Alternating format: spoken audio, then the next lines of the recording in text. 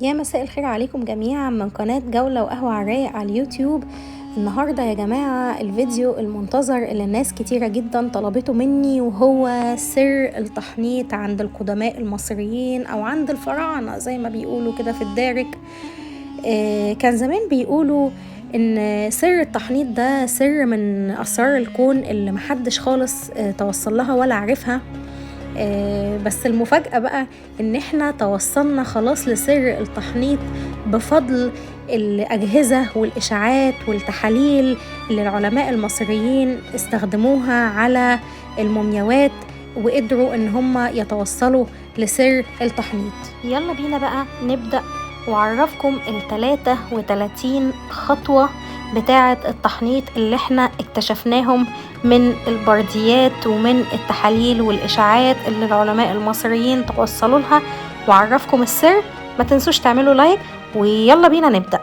طيب، في عصرنا اللي احنا موجودين فيه دلوقتي، العصر الحديث اللي احنا عايشينه ده، ان الميت لما بيتوفى ان احنا بنغسله، بعدين بنكفنه، بعدين بنصلي عليه، بعد كده بندفنه. صح كده؟ صح كده. كذلك برضو عند القدماء المصريين ان هم بيغسلوا الميت، بعد كده بيعملوا بقى عملية التحنيط دي كلها، وبيكفنوه وبيصلوا عليه، وبعد كده بيدفنوه. تمام. التحنيط بقى يا جماعة بيبقى بيتم في معبد الوادي. معبد الوادي، ركزوا معايا، احنا كده بدأنا بقى نعرف السر مع بعض. في معبد الوادي بيتم التحنيط عن طريق 33 كاهن بيعملوا 33 خطوة للتحنيط، وبعد ما 33 كاهن يعملوا 33 خطوة تحنيط اللي أنا هقولها لكم بعد شوية، بياخدوا المتوفي أو بياخدوا الجثة دي، بيصلوا عليها في المعبد الجنائزي، وبعد كده بيدفنوها في الهرم أو في المكان اللي هيدفنوا فيه. يلا نبدأ مع بعض. أول خطوة بيغسلوا الجثمان. رقم 2 بيشيلوا العينين وبيحطوا بدلها عين حجرية. رقم 3 بيحطوا كرات صغيرة، كور من الكتان تحت اللسان. رقم 4 بيشدوا المخ عن طريق فتحات الأنف. رقم 5 بيتغسل الجثمان تاني بعد ما عملوا الخطوات السابقة دي كلها. رقم 6 بيتعمل فتحات في الكتف علشان يفضي الأذرع وكل الكلام ده كله.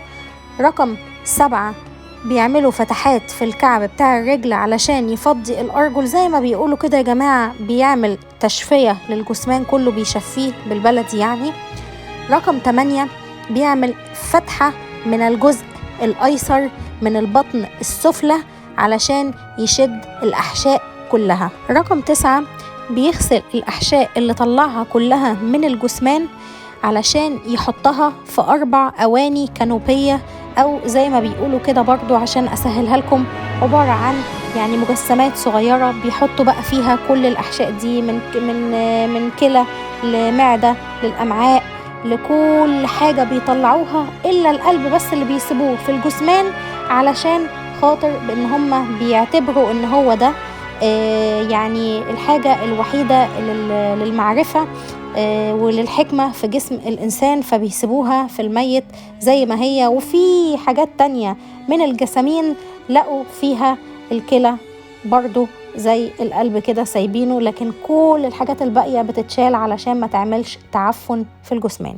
بعد ما بيحطوا الأحشاء خلاص في ال4 أواني الكانوبية اللي احنا اتفقنا عليهم كله وشفوا الجسم كله، بيبتدوا يحطوا الجسم كله، بيحطوا جوه الجسم نشارة خشب جوه الجسم، مطرح الحاجات اللي فضيت جوه الجسم اللي هي الأعضاء الداخلية، وبيحطوا كور من الكتان بأحجاب معينة، وبيحطوا ملح نطرون بيجيبوه من وادي النطرون في منطقة وادي النطرون، وبيجيبوا نبيذ البلح، وبيجيبوا مادة اسمها الراتنج. تمام. بعد كده خطوة رقم 11، بعد ما بتتملي كل الفتحات اللي احنا قلنا عليها دي كلها بملح النطرون والكتان ونشارة الخشب ونبيذ البلح والراتنج والكلام ده كله، بيقفلوا الفتحات دي ببلوك، والبلوك دي بيبقى عليها عين حورس من الذهب الخالص. تمام. دي الخطوة رقم 11. بعد كده خطوة رقم 12 بيحطوا الجثة كلها بقى بعد كل الحاجات اللي اتعملت دي كلها كده في ملح النطرون، ويسيبوا الجثة ينقعوها في ملح النطرون لمدة 40 يوم علشان يجففوها. زي كده يعني برضو بالبلدي السمك المملح والفسيخ عند القدماء المصريين كانوا بيحطوا الحاجة السمك يعني بيحطوه في الملح علشان تنزل كل المية اللي فيها والحاجة تتملح وتتعقم وتبقى سليمة 100%.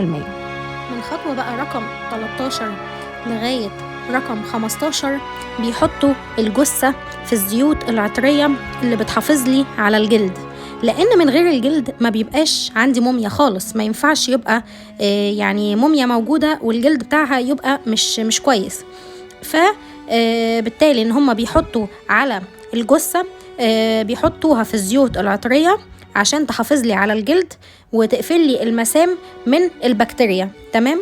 بيدهنوا الجلد يعني بالمواد الرطنجية ونوع من أنواع الصمغ ونوع من أنواع الأطران أو مادة الزفت يعني. بعد كده خطوة رقم 17 أو السر رقم 17 هو إن هم بقى الكاهن رقم 17 بيبدأ يحضر ماسك من الشمع على الوش علشان يحطه على الوش. بعد كده الكاهن رقم 18 بيحط ماسك من الخشب على الماسك اللي من الشمع اللي كان قبليه. الكاهن رقم 19 بيبدأ يحط ماسك من الذهب على الماسك اللي من الخشب على الماسك اللي كان من الشمع اللي كان قبليه. بعد كده كاهن رقم 20 بيبدأ يحط التمائم اللي هي التمائم دي تمام اللي بتحمي الجثة وتحافظ عليها، حاجة كده يعني شبه عين حورس شوية اللي احنا لسه شارحينها من شوية. بعد كده من أول الخطوة 21 لغاية الخطوة 23 بيبدأوا يحطوا لفائف الكتان، بيلفوا الجثمان كله بلفائف الكتان لحمايته. تمام.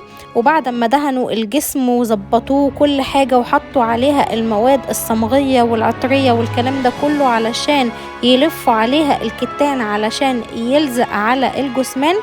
ومعلومة ليكم يا جماعة ان لما يكون السرير اللي بيعملوا عليه الخطوات دي كلها مرسوم عليه راس أسد أو نمر يبقى معنى كده ان الجثة دي لإنسان، ولما يكون مش عليها راس نمر ولا أسد بيكون معناها ان الجثة دي يعني مجسم حجري، يبقى ده ليه يعني حيوان أليف أو طائر أو الكلام ده كله. بعد كده الخطوة رقم 24 بيبدأوا يحطوا جوانتيات من الذهب للحفاظ على الضوافر والإيدين.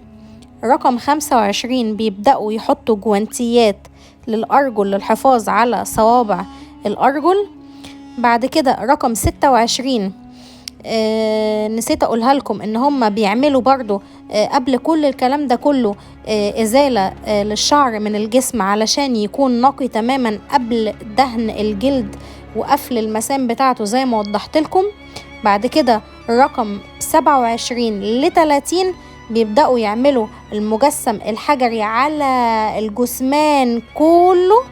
بعد كده رقم 31 بيبدأوا يحطوا بخور من اللبان الذكر لمنع البكتيريا.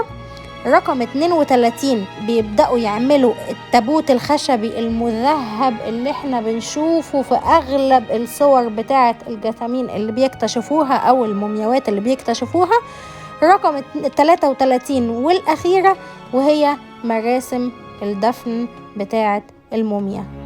وبكده يكون الفيديو خلص. أتمنى أن يكون الفيديو عجبكم.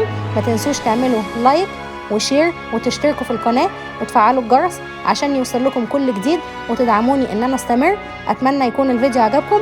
اشوفكم فيديوهات تانية كتير. ميرسي جدا ليكم. باي باي.